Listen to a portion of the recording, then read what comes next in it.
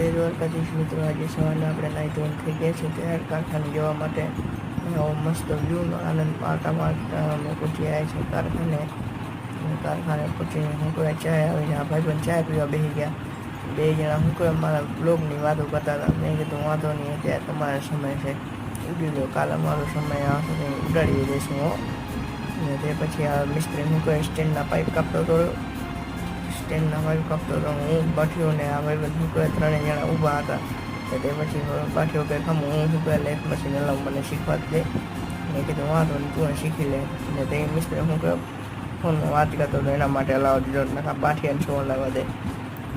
તે પછી હું કહી ત્રણેય જણા બેસી ગયા કે જે કોઈ આવે તો એ મને કહેજે.